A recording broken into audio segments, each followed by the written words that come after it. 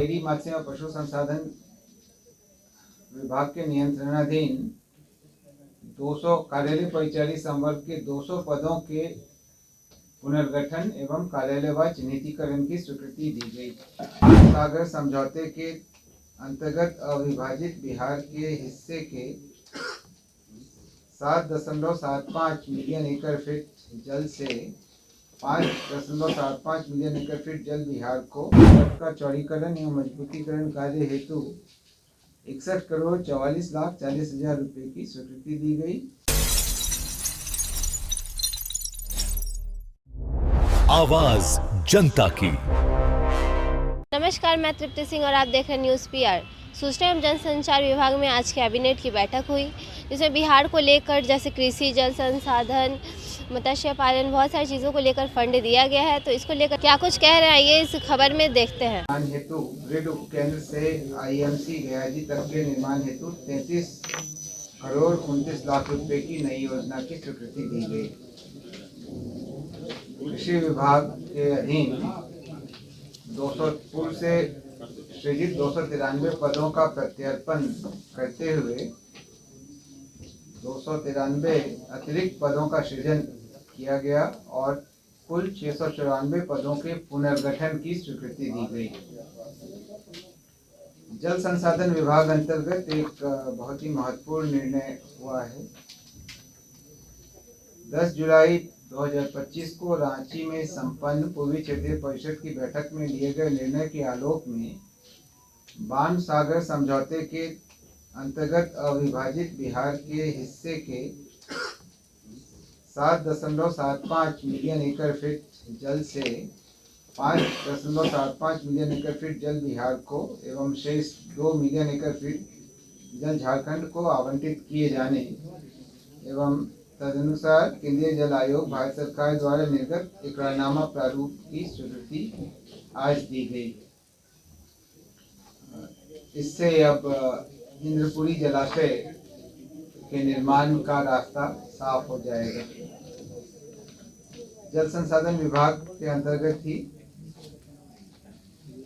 One एवं पर्यावरण संबंधी विषयों के समाधान के लिए एक गैर संवर्गीय पद के 3 वर्षों के लिए अस्थायी रूप से सृजन की स्वीकृति दी गई, जिस पर भारतीय वन सेवा अथवा बिहार वन सेवा के सेवानिवृत्त पदाधिकारी की सेवा दी जाएगी।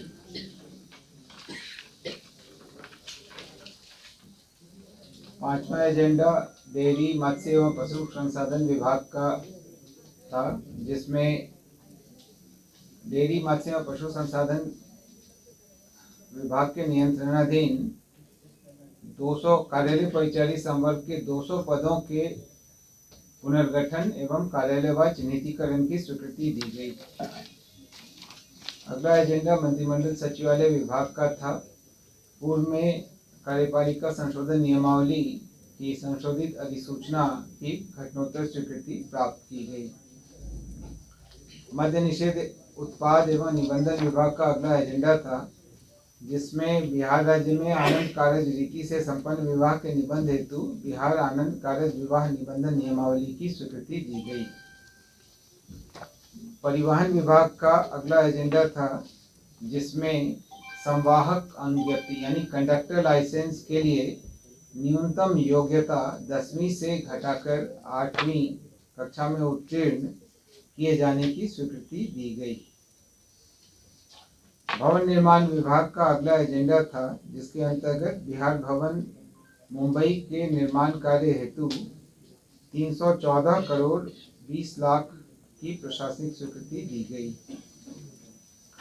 शिक्षा विभाग का अगला एजेंडा था, जिसके अंतर्गत जन शिक्षा निदेशालय के स्तर से संचालित योजनाओं के बेहतर प्रबंधन एवं ससमय कार्य के निष्पादन के लिए पूर्व से सृजित पदों में से कुछ मरणशील पदों को समर्पित किया गया और नए अन्य आवश्यक पदों की सृजन की स्वीकृति दी गई। तो 8 पदों का सरेंडर किया गया और 9 पदों का सृजन किया गया। 3 एजेंडा में messrs prince pipes and fitting limited को, मेसर्स लॉजी पार्क पटना प्राइवेट लिमिटेड को तथा मेसर्स रोहतास सीमेंट बंजारी रोहतास को बिहार औद्योगिक निवेश प्रोत्साहन नियमावली के नियम 7 के उपनियम 2(4) के आलोक में वित्तीय प्रोत्साहन क्लियरेंस की स्वीकृति दी गई। नगर विकास एवं आवास विभाग का 25वां एजेंडा था, जिसमें पेशाकर मद में पूर्व में कटौती की गई संचित राशि 107 करोड़ 27,89,000 रुपये को सहायक अनुदान के रूप में राज्य में कार्यरत नगर निकायों के बीच जनसंख्या के आधार पर व्यय करने की स्वीकृति दी गई। अगले 5 एजेंडा श्रम संसाधन एवं प्रवासी श्रमिक कल्याण विभाग के हैं, जिनके अंतर्गत बिहार कर्मचारी राज्य बीमा योजना परिचारिका श्रेणी ए नियमावली 2026, बिहार कर्मचारी राज्य बीमा योजना भेषजज्ञ यानी फार्मासिस्ट संवर्ग नियमावली 2026, बिहार कर्मचारी राज्य बीमा योजना परिधापक संवर्ग नियमावली 2026, बिहार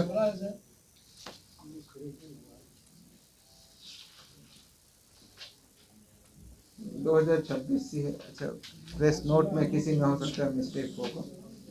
बिहार कर्मचारी राज्य बीमा योजना महिला स्वास्थ्य कार्यकर्ता संवर्ग नियमावली 2026 तथा बिहार कर्मचारी राज्य बीमा योजना प्रयोगशाला शिल्पिक संवर्ग नियमावली 2026 की स्वीकृति दी गई। तो ये 5 अलग अलग सेवा नियमावलियों की स्वीकृति श्रम संसाधन एवं प्रवासी श्रमिक कल्याण विभाग के लिए दी गई। ऊर्जा विभाग का अगला एजेंडा था, जिसके तहत RDSS योजना अंतर्गत south Bihar power distribution company limited के क्षेत्र अंतर्गत पटना शहर के कुल 9 प्रमंडलों में भूमिगत केबलिंग एवं स्काडा DMC कार्यों हेतु कुल 653 करोड़ रुपए की नई योजना की स्वीकृति दी गई। शिक्षा विभाग का अगला एजेंडा था, केंद्र प्रायोजित PM श्री योजना के तहत राज्य के चयनित कुल 789 माध्यमिक एवं उच्च माध्यमिक सरकारी विद्यालयों हेतु वित्तीय वर्ष 25-26 के लिए कुल 14 अरब 85 करोड़ 85 लाख रुपए की प्रशासनिक स्वीकृति दी गई। अगला एजेंडा भवन निर्माण विभाग का था, जिसके अंतर्गत बिहार विधानमंडल के वरिष्ठ माननीय सदस्यगण जो मंत्रिपरिषद के सदस्य नहीं हैं को विधानमंडल पूल में निर्वाचन क्षेत्रवार क्रमांकित आवास के अलावा पटना केंद्रीय पूल से कुल 15 आवासों को मानक किराया पर अतिरिक्त आवास के रूप में सशर्त आवंटित करने की स्वीकृति दी गई।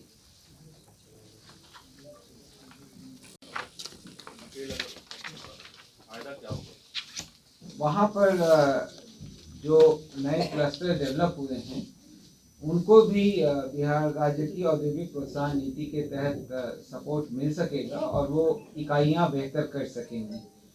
आप अवगत हैं, कोविड के समय में इस इकाई का इस पूरे क्लस्टर का गठन हुआ था, जब बाहर से आए जो कामगार थे जो बिहार राज्य के थे, उन्होंने इस क्लस्टर को विकसित करने में काफ़ी मदद किया।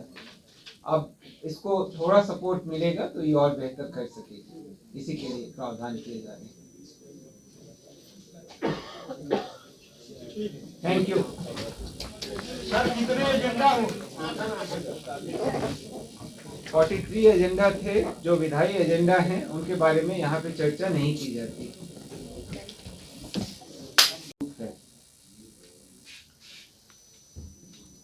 विज्ञान प्रौद्योगिकी और तकनीकी शिक्षा विभाग के अगले एजेंडा में राजकीय पॉलिटेक्निक बगहा के लिए कुल 45 शैक्षणिक पद तथा 61 गैर शैक्षणिक पद कुल 106 पदों के सृजन की स्वीकृति दी गई। गृह विभाग का अगला एजेंडा था, जिसके तहत राज्य के 53 काराओं में नए सिरे से 9073 CCTV कैमरा तथा इससे संबंधित अन्य सभी प्रणाली के अधिष्ठापन की स्वीकृति दी गई। यह कार्य बेल्ट्रॉन द्वारा किया जाएगा। इसकी कुल राशि 155 करोड़ 38,36,153 रुपये है। मंत्रिमंडल सचिवालय विभाग का अगला एजेंडा है जिसके अंतर्गत राज्य सरकार द्वारा 7 निश्चय 3 तथा अन्य कार्यक्रमों के पर्यवेक्षण एवं अनुश्रवण का दायित्व बिहार विकास मिशन को दिया गया है। भवन निर्माण विभाग का अगला एजेंडा था, जिसके तहत राजवंशी नगर एवं शास्त्री नगर पटना को आवासीय एवं गैर आवासीय रूप में पुनर्विकास हेतु मास्टर प्लान निर्माण के लिए चयनित परामर्शी के शुल्क 1,59,30,000 रुपये के भुगतान की स्वीकृति दी गई। अगला एजेंडा अल्पसंख्यक कल्याण विभाग का था। श्री जटाशंकर पांडे कोटि क्रमांक 156/2003 जिन्हें बर्खास्त किया गया था, उनकी बर्खास्तगी जो सामान्यतया सरकार के अधीन भविष्य में नियोजन के लिए निर्भरता होगी का अधिरोपित दंड बरकरार रखा गया है और उनके द्वारा समर्पित अपील अभ्यावेदन को अस्वीकृत किया गया है। सहकारिता विभाग के अंतर्गत खरीफ विपणन मौसम 25-26 और रबी विपणन मौसम 26-27 में अधिप्राप्ति कार्य हेतु विभिन्न सहकारी संस्थाओं को 7,000 करोड़ रुपए ऋण प्राप्त करने और उसके उपयोग के संबंध में राजकीय गारंटी प्रदान की गई। सिविल विमानन विभाग का अगला एजेंडा था, जिसके अंतर्गत दरभंगा हवाई अड्डा के पास लॉजिस्टिक पार्क एवं कार्गो हब के निर्माण के लिए लगभग 50 एकड़ भूमि अधिग्रहण किए जाने हेतु 138 करोड़ रुपए 82,88,000 रुपये की प्रशासनिक स्वीकृति दी गई। अगले 3 एजेंडा विधि विभाग के थे, जिसमें माननीय उच्च न्यायालय पटना के कोर्ट मैनेजर के वेतन लेवल में संपरिवर्तन किया गया।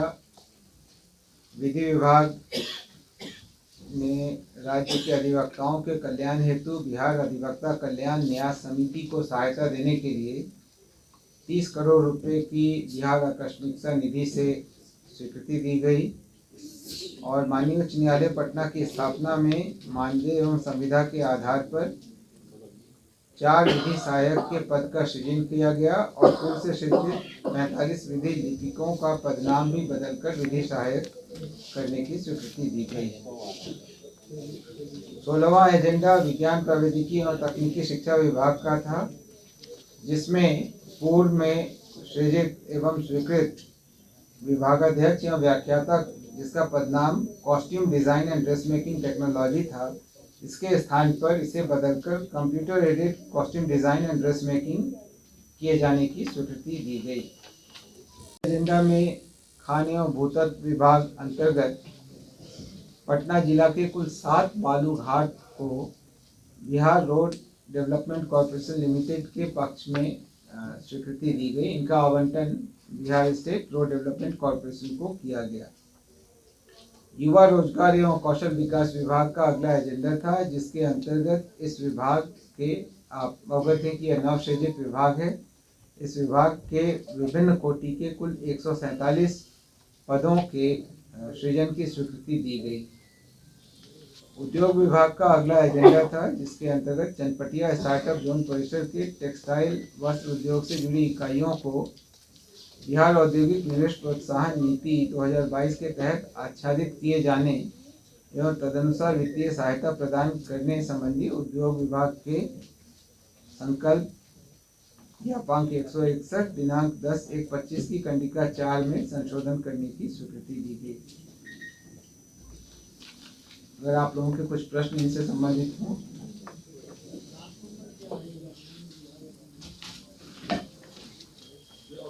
विभाग का है, जिसके अंतर्गत राज्य सरकार के माननीय मंत्रीगण, बिहार विधान परिषद के सभापति, उपसभापति और विधानसभा के अध्यक्ष उपाध्यक्ष को पटना केंद्रीय पूल से आवंटित आवास के अलावा विधानमंडल पूल में निर्वाचन क्षेत्रवार कर्णांकित आवास को अतिरिक्त आवास के रूप में सशर्त आवंटित करने की स्वीकृति दी गई।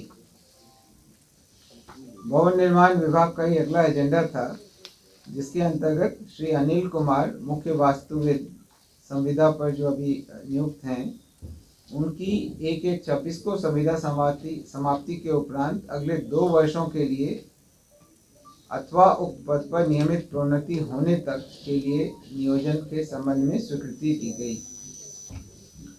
पथ प्रमंडल विभाग के अगले 3 एजेंडा में पथ प्रमंडल सुपौल अंतर्गत मझारी चौक से कनौली बाजार वाया डगमारा पथ के कुल लंबाई 25.353 किलोमीटर के चौड़ीकरण एवं मजबूतीकरण कार्य हेतु 126 करोड़ 23,99,400 की स्वीकृति दी गई।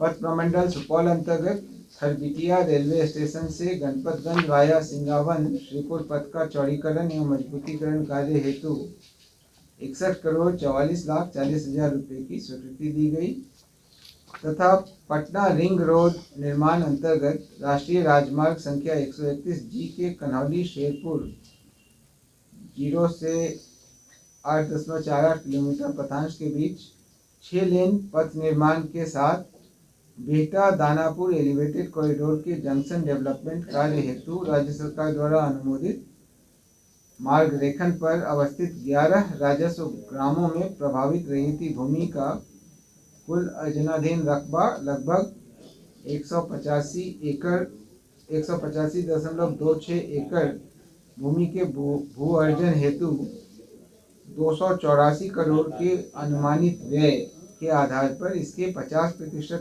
राज्यांश की राशि 142 करोड़ रुपए की प्रशासनिक स्वीकृति प्रदान की गई। बिहार में कृषि, जल, मत्स्य पालन, रोड, सड़क, बहुत सारी चीज़ों को लेकर के सरकार की तरफ से फंड दी गई है। ऐसी ही खबर को देखने के लिए चैनल को सब्सक्राइब करें। धन्यवाद।